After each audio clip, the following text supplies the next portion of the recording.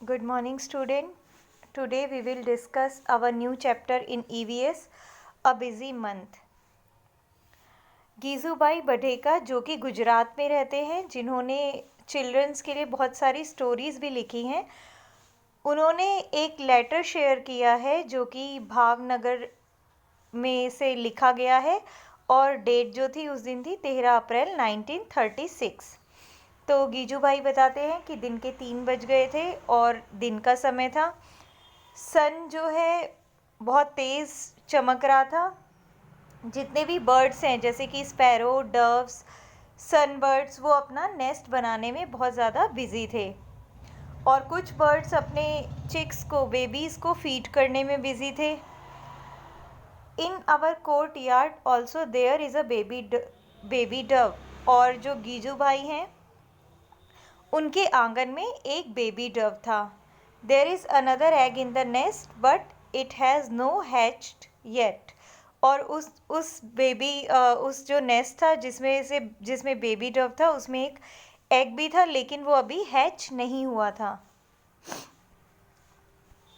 Next is on the way to Gopal भाई house. अब जो गीजू भाई थे ये गोपाल भाई के हाउस में जा रहे थे उनसे मिलने के लिए, और उनके साथ जो है बच्चू भाई भी थे। तो रास्ते में गोपाल भाई के घर जाते समय इन्होंने रास्ते में इंडियन रॉबिन देखा।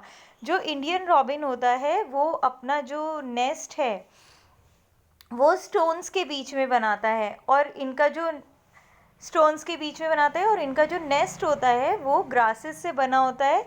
और नेस्ट के ऊपर बहुत ज़्यादा सॉफ्ट ट्विग्स, मतलब छोटे छोटे तिनके, रूट्स और हेयर्स, वुल, इस तरह से बहुत ही सॉफ्ट नेस्ट जो है इंडियन रॉबिन बनाता है। What a soft and cozy home for its chick. The robin is not like crow. Crow nest is made up of all kinds of things, even pieces of wire and wood. जो Indian robin है इसका nest crow से बहुत ज़्यादा different होता है, क्योंकि Indian robin का जो नेस्ट है वो सॉफ्ट थिंग्स से बनाया जाता है, बहुत ज़्यादा सॉफ्ट और कोजी होता है, जबकि क्रो का नेस्ट ऐसा नहीं होता है। जो क्रो है वो हर तरह की चीज़ों से अपना नेस्ट बना लेता है, चाहे वो वायर ही क्यों ना हो या वुड भी क्यों ना हो, तो सभी चीज़ों से ये अपना नेस्ट बना लेता है। यहाँ पे कोयल बर्ड आपको दिख रही है। ये कोयल बर्ड जो कि बहुत स्वीट सिंग करती है। कोयल बर्ड जो है अपना नेस्ट नहीं बनाती है। ये क्या करती है, ये क्रो के नेस्ट में अपने एग जो है वो ले कर देती है, और उसके बाद जो है क्रो ही इसके एग की देखभाल करता है। There is a small tree nearby. It has a nest hanging on the branch. Bird are so wonderfully different. The crow built its nest high upon the tree. और जो crow है वो अपना nest tree की सबसे higher branch पे बनाता है, मतलब सबसे टॉप पे बनाता है। The Dove make its nest among the thorn of the cactus plant और अ मेहंदी हेज। और जो डव होता है वो ब्रांची प्लांट्स में अपना नेस्ट बनाता है, चाहे वो कैक्टस का प्लांट हो, चाहे वो मेहंदी की हेज हो, झाड़ियाँ हो। द स्पैरो, जो स्पैरो होती है वो कहीं भी अपना नेस्ट बना लेती है। और इसी तरह से ये टेलर बर्ड आपको दिखाई दे रही है।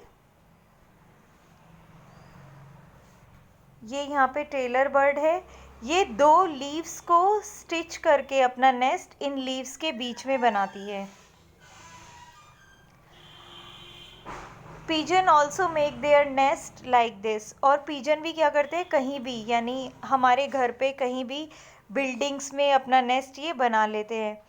द बार्बेट और copper Smith bird can be heard in summer with its took took took took call. जो बार्बेट या कॉपर स्मिथ बर्ड है, ये बार्बेट या कॉपर स्मिथ बर्ड है, ये समर में टुक टुक टुक टुक की आवाज़ करती है। It make its nest in the hole in a tree trunk. और ये जो बर्ड है ये ट्री ट्रंक में जो होल्स होते हैं उनमें अपना नेस्ट बनाती है। ये टेलर बर्ड का मैंने आपको बताया था कि ये 2 लीव्स को स्टिच करके अपना नेस्ट बनाती हैं। The sunbird makes a nest hang from the branch of the small tree और बुश। और जो सनबर्ड है वो एक हैंगिंग किसी ट्री या ब्रांच पे नेस्ट बनाती है, जो कि हैंगिंग नेस्ट होता है। Then next is weaver bird.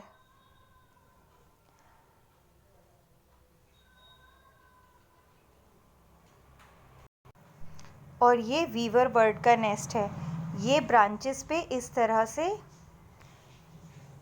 Weave करके अपना नेस्ट तैयार करती है। जो नेस्ट होता है वो चिक्स को प्रोटेक्शन प्रोवाइड कराता है, उनकी केयर टेक करने में उन्हें एनिमीज से प्रोटेक्शन देने के काम आता है। तो इसीलिए बर्ड्स अपना नेस्ट बनाते हैं ताकि उनके एग्स जो हैं वो सेफ रह सके। यहाँ पे डिफरेंट काइंड्स ऑफ फीट्स दिए हुए हैं, बर्ड्स के अलग अलग फीट्स दिए हैं। कई बर्ड्स क्या है पानी में तैरती है, तो उनके जो फीट्स होते हैं वो डिफरेंट होते हैं। कई बर्ड्स जो है वो ब्रांचेस में रहती हैं, तो ब्रांच को होल्ड करने के लिए जो उनके फीट्स होते हैं वो डिफरेंट होते हैं। कई बर्ड क्या होते हैं वो अपने प्रे को कैच उन्हें करना पड़ता है, हंटिंग करते हैं, तो उनके जो फीट्स हैं वो कुछ इस तरह से होते हैं।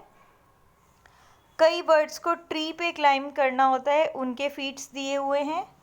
और जो बर्ड्स लैंड पे वॉक करती है उनके फीट्स कुछ इस तरह से होते हैं। तो डिफरेंट एरियाज़ में रहने वाले बर्ड्स के जो फीट्स हैं वो डिफरेंट होते हैं। नेक्स्ट इज जिस तरह से डिफरेंट टाइप्स ऑफ बर्ड्स के डिफरेंट फीट्स होते हैं, उसी तरह से बर्ड्स के डिफरेंट बीक्स होते हैं, यानी कि उनकी डिफरेंट चोंच होती है। किसी को हंटिंग करनी होती है और फ्लैश टीयर करना होता है, उनके बीक्स कुछ इस तरह के पॉइंटेड होते हैं, शार्प होते हैं। किसी बर्ड को वुड में होल करना होता है, उनके जो है इस तरह के बीक होते हैं। कि कई बर्ड्स को फ्लावर में से नेक्टर सक करना होता है, उनके बीक्स कुछ इस तरह से होते हैं। To find insect and worms from mud and shallow water. कुछ बर्ड्स के बीक्स बहुत ज़्यादा लंबे होते हैं, क्योंकि उन्हें क्या करना होता है इंसेक्ट्स या वर्म को वाटर में से या मड में से कलेक्ट करना होता है। कुछ बर्ड के बीक्स इस तरह होते हैं, डिफरेंट होते हैं। जिन बर्ड्स को शीट्स को क्रश करना होता है, इस तरह के जो बीक्स हैं वो फूड को कट और ईट करने के काम में आते हैं। जिस तरह से डिफरेंट बीक्स होते हैं उस तरह से एनिमल्स के डिफरेंट टीथ्स भी होते हैं। जैसे काऊ के टीथ्स जो हैं वो फ्रंट जो टीथ हैं वो शॉर्ट होते हैं। The teeth on the sides are large. और जो साइड के टीथ्स होते हैं वो लार्ज और फ्लैट होते हैं, जिससे कि वो आराम से ग्रास को चीव कर सके। वहीं कैट के जो टीथ्स हैं वो शार्प होते हैं। स्नेक के जो टीथ्स हैं वो शार्प होते हैं, लेकिन वो उससे चीव नहीं कर पाता है। Snake always swallow their food whole. और स्नेक जो है इन दांतों से ईटिंग नहीं करता है, वो क्या करता है अपने फूड को पूरा का पूरा स्वेलो कर लेता है, यानी निगल लेता है। Squirrel front teeth keep growing through out their life.